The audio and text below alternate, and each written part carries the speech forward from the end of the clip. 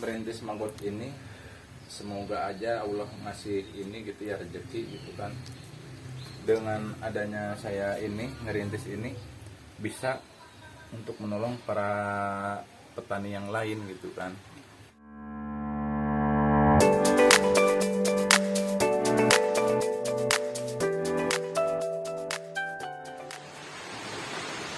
Oke guys, ketemu lagi dengan saya ataupun di channel Nersa Channel.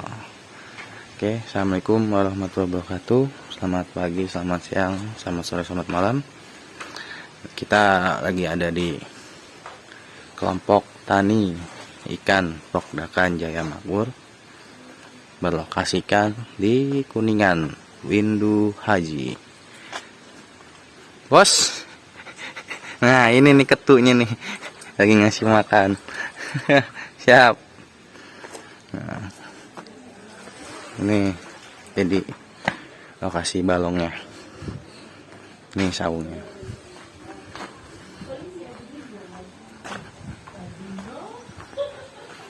Oke, nah ini penampakannya. Ada 8 kolam. Dilengkapi dengan CCTV. Ada di sini satu. Ada lagi di saung. Oke, kita masuk aja. Selamat datang di Pokdakan Jaya Makmur. Assalamualaikum. Waalaikumsalam warahmatullahi wabarakatuh. Bos, Apa kabar bos? sehat bos? Lagi ngapain bos? Biasa, ini lagi rutinitas nih. Apa tuh bos? Masih makan lele nih. Oh, pakai apa bos? Ini pakai uget-uget. Uget. Oh, maggot. Maggot BSF. Maggot berasal dari mana bos? Si maggot itu asalnya dari laut BSF. Maggot biasa. Doyan ya bos ya? Lele ya? Ya, Pak Bos lihat aja sendiri kayak gimana ya. Iya ya. Mantap. Oh ya bos. Sok kasih makan dulu bos. Iya ya. Selain ikan, ini bisa buat apa aja bos? Wah, Ayam ini bisa nggak bos? Pakan ayam. Fungsi ini buat semuanya. Buat ayam, buat entok, buat bebek, semuanya pada doyan. Oh gitu, pada Ini doyan. mengandung nilai protein yang sangat tinggi nih. Oh gitu. Sekitar 45%. Budidaya sendiri atau gimana bos maggotnya? Ya, alhamdulillah gitu kan. Dikit-dikit berhubung kita nggak punya modal buat pakan, kita harus kreatif dikit deh. Oh gitu. Kita bikin maggot biar untuk menekan ini Apa tuh? biaya pakan. Oh sok. Mau lihat maggotnya nih. Boleh. Oh kayak gini. Ini maggotnya nih. Kita ngasih makan dari sisa-sisa dapur, sampah-sampah organik. Oh berarti bisa ya? Nih kayak ini nih ada serabi nih yang nggak kemakan nih. Yang nggak kemakan kita kasihin aja nih, ada sayuran. Oh gitu. Doyan ya? Ini ada ikan nih, ikan yang dari sampah dapur aja nih. Kayak ini nih sisa-sisa makanan ini. Berarti sisa makanannya yang organik apa non organik bos? Saya saranin sih dari yang organik gitu kan. Biar kita tuh makanan yang nggak kemakan sama kita tuh masih bisa bermanfaat, masih bisa dijadikan uang, penghasilan lah. Kalau saya tujuannya untuk menekan biaya pakan. Oh kalau di budidaya ikan itu menekan biaya apa namanya pakan. Ya buat makan.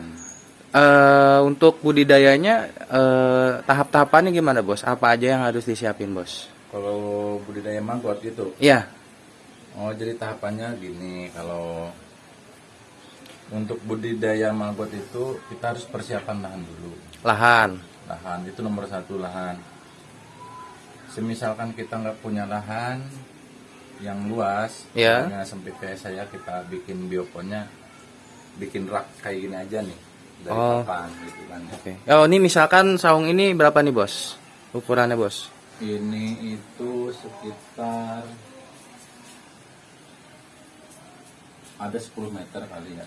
10 meter. 10 meter kali 10 kali 5 deh. Oh, berarti ini 10 kali 5. 10 kali 5 kalau dijadiin untuk budidaya maggot sendiri itu bisa nampung sekitar 8 rak deh. Oh, 8 rak. 8 rak seperti ini ya? Ya, It- 8 rak. itu- Dari satu raknya itu ada 3 susun gitu Mm-mm. kan.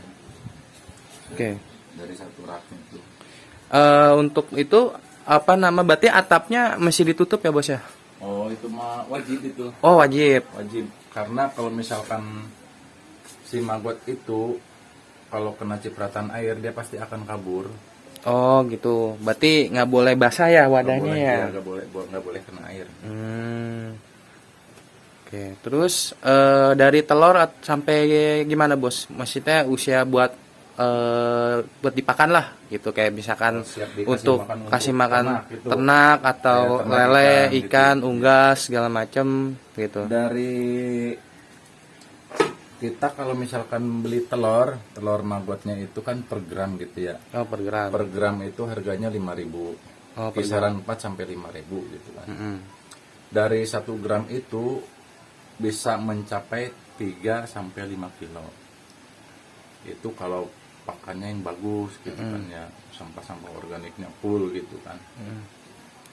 Ya paling dikit kita ambil di rata-rata di 3 kilo aja deh, 3 kilo. Oke. 3 kilo.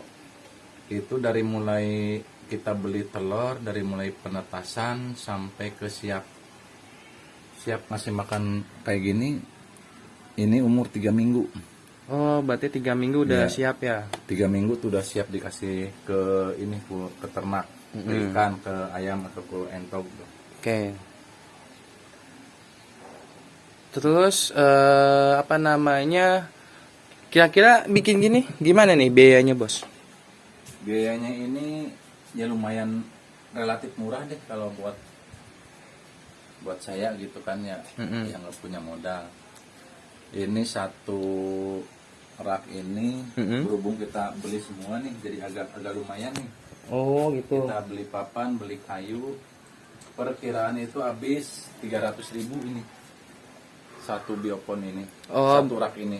Satu rak Satu rak ini habis 300.000. 300.000. Berarti ini Ya. 3 tingkat 3 rak gitu ya? Ya, 3 rak. Hmm. Tapi kalau dari nilai ekonominya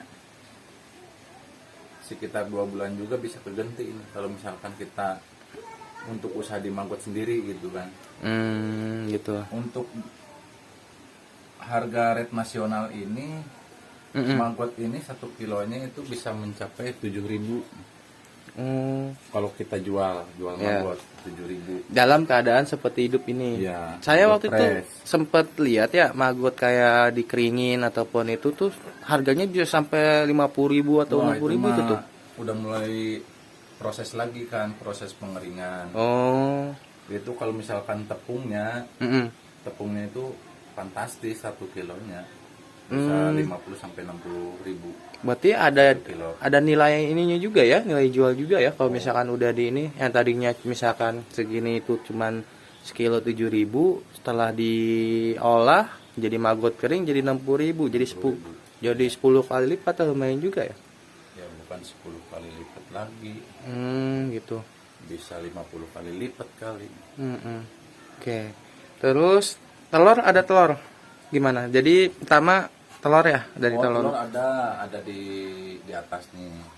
Oh gitu. Udah nanti kita ke atas. Oke, kita nanti ke atas. Ini bisa buat bahan baku pelet juga ya? Oh, ini justru kalau misalkan kalau budidaya sendiri itu kalau kita banyak ikannya, saya saranin sih harus digiling. Oh, digiling. Kita cetak jadi pelet. Oke. Biar nggak terlalu boros gitu kan. Kita tinggal nyampurin dedek, tepung jagung, udah bisa menjadi nilai ekonomi yang lebih tinggi lagi. Oh gitu. Jadi Dengan protein yang tinggi di atas 30. Oh, berarti proteinnya 30%. Wah, bagus ya. Jadi ini tah mesin peletnya. Ini udah memadai atau gimana? Kalau Kang, mesin ini belt masih manual kalau Uh-uh. saya sebut itu manualnya. Kenapa ini kan nggak langsung kering nih kalau yang ini. Mm-mm. Jadi kalau yang langsung kering tuh enak kita tinggal ngemik, kita giling itu udah bisa langsung nyetak langsung kering gitu kan. Mm-mm. Selain buat peternak sendiri bisa buat dijual lagi ke peternak-peternak yang lain gitu kan, istilahnya buat nolong lah para petani gitu kan. Mm-mm. Petani lele gitu yang Mm-mm. selama ini kan antara harga pakan sama harga daging itu nggak seimbang, nggak sesuai gitu kan. Tujuannya saya merintis Magot ini, semoga aja Allah ngasih ini gitu ya, rezeki gitu kan. Dengan adanya saya ini ngerintis ini bisa untuk menolong para petani yang lain gitu kan. Kita nggak kedepannya pengen nyetak pelet sendiri gitu kan, dengan kelas pabrikan pengennya gitu kan. Ya untuk mesinnya kan lumayan mahal juga kan. Bo, berarti untuk mesin ini belum ini ya, Kang ya? Ini belum memadai. Oh, belum memadai. Jadi prosesnya ini gini Gimana? gitu kan. Ini dari mulai penetasan sampai 3 minggu itu kan sampai ini bisa dikasih makan nih ke ternak. Di usia masuk ke 1 bulan, 1 bulan itu nanti si magotnya itu akan berubah warna. Oh gitu. Berubah warna itu dengan ini apa namanya, menjadi kehitam-hitaman nih seperti ini nih. Ini udah migrasi, ini udah mulai jadi kepompong. Oh Nah gitu. nantinya ini akan jadi lalat lagi ini, sentannya seperti ini nih, udah ada yang mulai ini nih, Oh ini ya. udah mulai jadi lalat. Nah nantinya kalau udah ini harusnya ini udah harus dipindah, berhubung saya masih sibuk nih, jadi belum sempet. Barangkali besok kali ini dipindahin, lumayan buat nambah lalat. Oh jadi nanti ini berubah jadi lalat ya? Ya nanti si itunya kita ngambil telurnya tiap hari gitu kan. Oh jadi Mau lihat ke sana, boleh, ayo. ke tempat lalatnya. Boleh, yuk. Kita skip Oke, dulu yuk. skip dulu ya. A few moments later. Oke, kita lanjut lagi ya. Nih dari tadi kan kita udah ngebahas ke ini pripupa disebutnya yang tadi itu. Oh, yang hitam. Ya, yang udah jadi kepompong tuh pripupa. Pripupa. Nantinya si pripupa itu dipindah ke wadah seperti ini gitu kan. Nanti dia akan dengan sendirinya akan menetas menjadi lalat BSF. Nah prosesnya di sini kita harus ada pemeliharaan nih. Apa sih pemeliharaannya? Nah kalau lalat ini dia nggak pernah makan nih. Oh Cuma gitu. dia makannya itu minum air doang gitu kan. Kalau bisa dia disemprot dengan air yang udah ditambahin air gula gitu kan. Oh air gula jadinya. Air gula pasir gitu? Kalau bisa sih air gula merah gitu Oh, kan. oke, siap. Nah, kalau udah bisa perawatannya, nantinya di sini tuh si lalat akan melting gitu kan, akan kawin dengan sendirinya gitu kan. Nah, setelah kawin, dia itu akan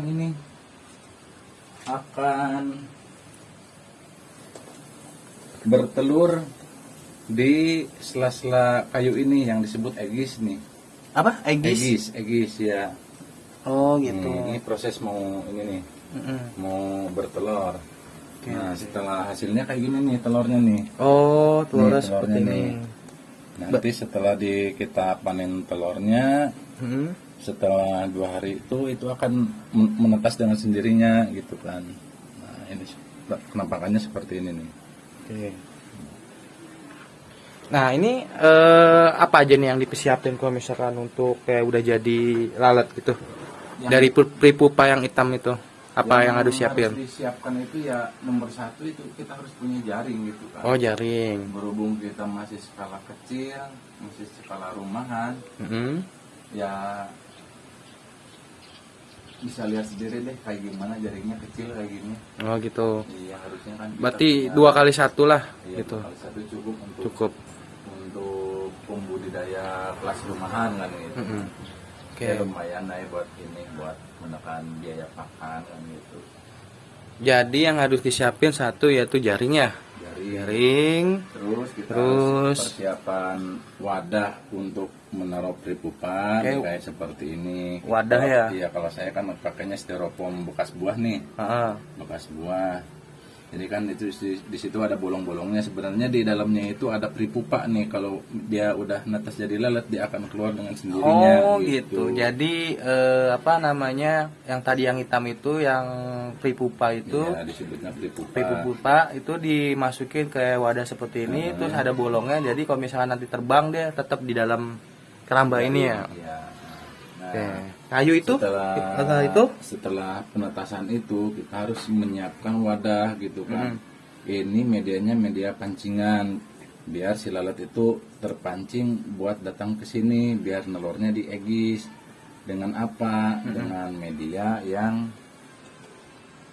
cukup aromanya cukup bau deh gitu kan. Kayak seperti ampas tahu yang difermentasi itu kan baunya kayak bau tape.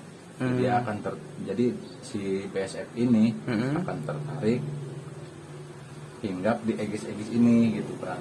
Prosesnya dia akan bertelur di sini gitu kan. Nah, kayak seperti ini kan udah pada proses bertelur tuh di sela-sela ini. Oh berarti ini lalat ini ada betina sama Jantan. jantannya. Iya. Oh, oke. Kalau jantan itu biasanya yang lebih kecil gitu kan ukurannya. Kalau betina yang lebih gede, bohai lah disebutnya gitu. Oh gitu. Oke.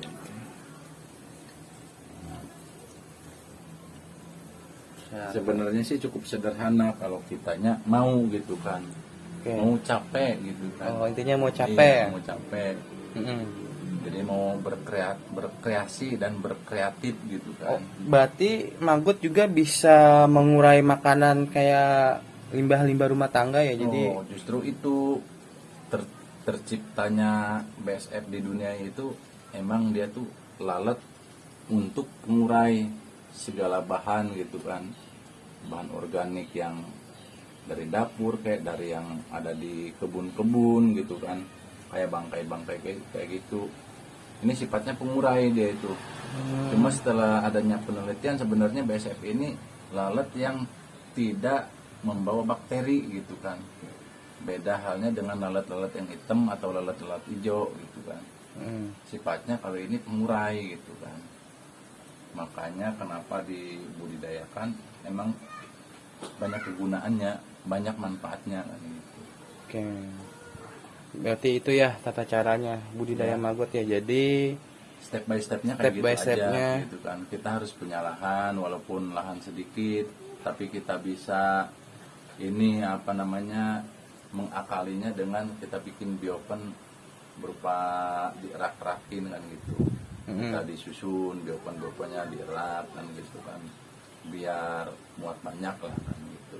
oke. Saya juga baru punya 2 rak. Berarti kelompok ini baru Ya. punya 2 rak. Baru 2 rak, berhubung kita belum punya lahan lagi. Kalau udah punya lahan lagi, kita insya Allah kita kan kedepannya pengen membantu para petani untuk mendapatkan pakan yang lebih murah. Oh, jadi mensejahterakan petani-petani yang lain gitu ya. Tujuannya emang seperti itu, kepengen saya. Tapi butuh proses step by step kan gitu. Oke, terus Jadi pengennya semuanya tuh sejahtera para petani itu. Jadi keseimbangan antara harga pakan dan harga daging itu seimbang. oh gitu. Siap, Tujuan siap. saya gitu. Amin, semoga Mudah-mudahan Allah terkabul. ngasih rezeki. Doain terus bang. Amin, amin, amin, amin. Oke, siap. Oh, jadi ini. A few moments later. Oke, tadi kita udah keliling. Jadi maggot itu banyak banget manfaatnya gitu kan. Jadi Iya. apa nama buat makan ternak, unggas kayak lele, nila, ikan ataupun ayam gitu kan. Terus juga sebagai pengurai makanan non organik gitu kan. Iya. Nah, berarti yang harus disiapkan dalam membudidaya maggot itu tadi apa tadi? Satu, Yang satu itu lahan. lahan. Ya lahan nomor 1. Yang paling pertama, nomor 2-nya kita harus bikin biopon. Biopon. Biopon buat pembesaran. Oke, terus yang ketiganya ya tinggal kita ini aja, beli telur. Beli telur ya. Ya, beli telurnya. Kalau misalkan untuk pertama Pertama kalinya kita harus beli telur dulu. Oh, oke. Oh ya, satu ini apa ya medianya ya? Ini medianya bahan-bahan organik semua ini. Oh, bahan organik ya? Iya, bahan organik semua. Ini dari sisa-sisa makanan ini. Gitu. Pakai ampas tahu segala macam ya? Ampas tahu, terkadang saya pakai juga ampas tahu. Tapi kita utamain yang ini dulu, yang ada di rumah dulu. Oh, gitu. Yang ada di sekitar warga dulu. Oke guys, itu aja. Jadi secara singkat lah tentang budidaya maggot. Dan kebetulan nih kita lagi wawancara nih sama ketuanya Pokdakan Jaya Makmur. Ya bos ya, semoga berkreasi terus dan semoga kreasinya itu dapat memberikan manfaat bagi yang lain dan sekitar, khususnya juga untuk kelompok tani yang lain, dan juga dapat mensejahterakan gitu kan. Jadi agar petani-petani hemat dalam sisi pakan segala macam. Semoga Pokdakan Jaya Makmur semakin sukses dan maju. Oke, coy.